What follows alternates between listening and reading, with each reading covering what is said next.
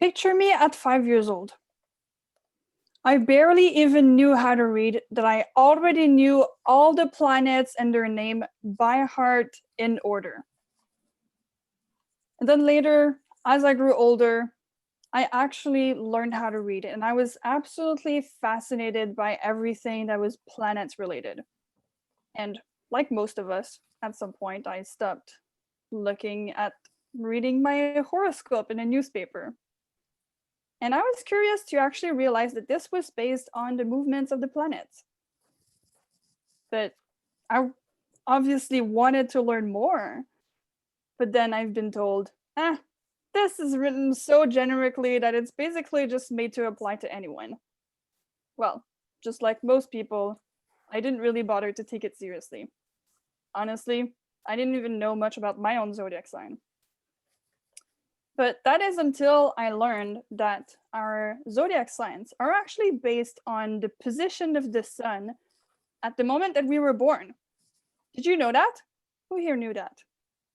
Yeah? Cool. Well, I didn't. But I also learned that the moon and all the other planets of the solar system also have a role to play to create a personalized map of the sky at the time that we were born, that we actually call a birth chart or a natal chart.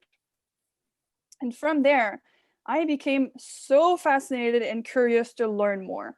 So I started studying characteristics of each zodiac sign, the influences of each planet, and practice what I was learning by looking and interpreting the birth charts of my friends and family members. But as I developed this passion for astrology, there's something that I started noticing, and that's how everyone seems to know their zodiac sign, right? Who, if you know your zodiac sign, I would love for you to write it in the chat and see who we have with us tonight. I'm personally a Gemini, a Sagittaire, Capricorn, Verseau, the best. Virgin, Virgo, Aries, Capricorn, Virgo, amazing. Oh, un autre Gémeaux, excellent. It's actually really nice because I find that most people, we get excited to meet another fellow Gemini or Sagittarius, right? Yet, I find it fascinating that very few people actually seem to be taking it seriously. So naturally, I became curious about this again. Why is that? And if you didn't realize this yet, I'm a very curious person, which is actually one of the main traits of a Gemini. But if you, but I decided from there to really use this curiosity for this research project to actually learn more about the history of astrology, how it was discovered, how it was used in ancient times, and how it evolved into how we know it today. So I would like to share my screen with you to show you the beautiful slides that I have prepared for you today.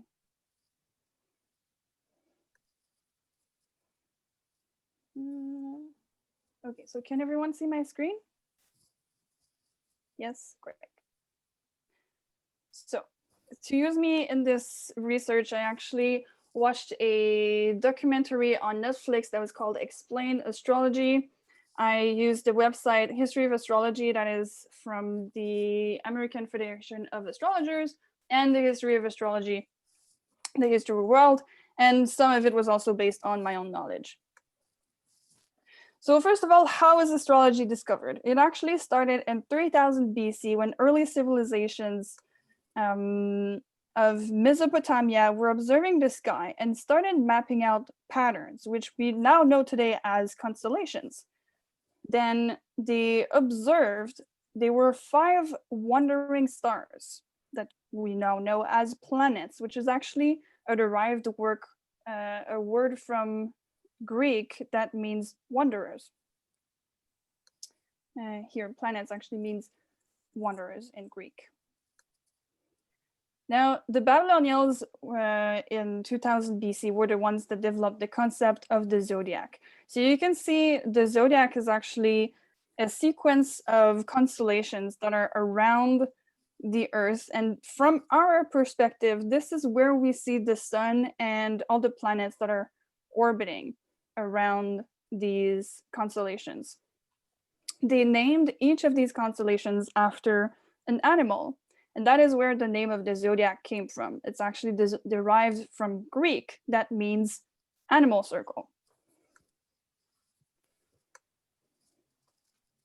Then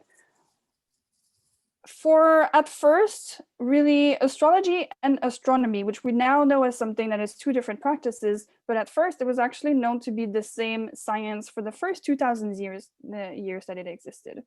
But what is the difference between astronomy and astrology? Astronomy is actually the science that studies the planets and the stars, while astrology is the interpretation of their influence over us. So the meaning that each planet got was actually developed by the Greeks, but it was the Babylonians that believed that the sun, the moon, and the first 5 planets that were discovered at that time possessed different distinct powers of influence.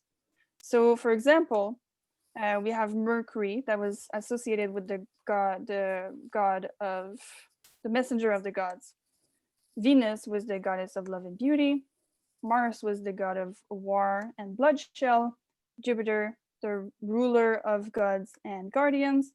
Saturn, god of agriculture. And then later on, these were the first 5 planets that were discovered, but later on then were discovered Uranus, Neptune, and Pluto. They were also associated with gods. Now, from my understanding of this research, it seems that Greeks were the first ones to really use astrology to make sense out of the chaos that was happening during humanity, as they believed that it was the way of the gods to have an influence on them. But it soon evolved into something that was much more significant. At first, astrology was used to make sense out of what was happening in the world, but then it was used to also predict patterns, forecast the natural disasters. It was also used as counseling for emperors. It evolved through time. It was first it really became a bigger thing when Claudius Ptolemy wrote a book that was including astrology, would then took all over the world. But it's really when in the 21st and the 17th century, it became the age of reason, where a lot of scientific discoveries were made, and science then became something that could be either tested or replicated to get the exact same results. So astronomy, which was studying the planets and stars, passed the test, but interpreting their influence was not something that could fit in that category, and is something that astronomy and astrology were unfortunately separated at that point. It then started to take off again when it was published in the newspapers that an astrologer used the opportunity of the birth of the new princess to predict some events that would happen with the life of the princess, which turns out to be true.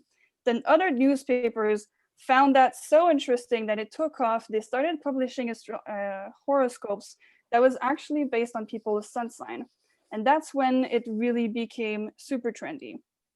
Up to this day, scientists will say that astrology cannot be taken seriously because they say that it cannot be proven by facts.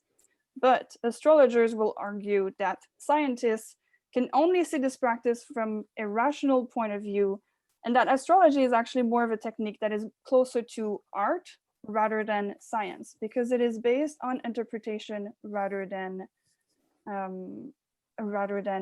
facts. So I'm trying to find how to escape again. So I originally personally chose this topic because I was really curious to hear different points of view on a subject that I'm really passionate about. And I had the chance to listen to astrologers that were talking about their practice with passion, but also astronomers that were basing everything on facts and a rational mind.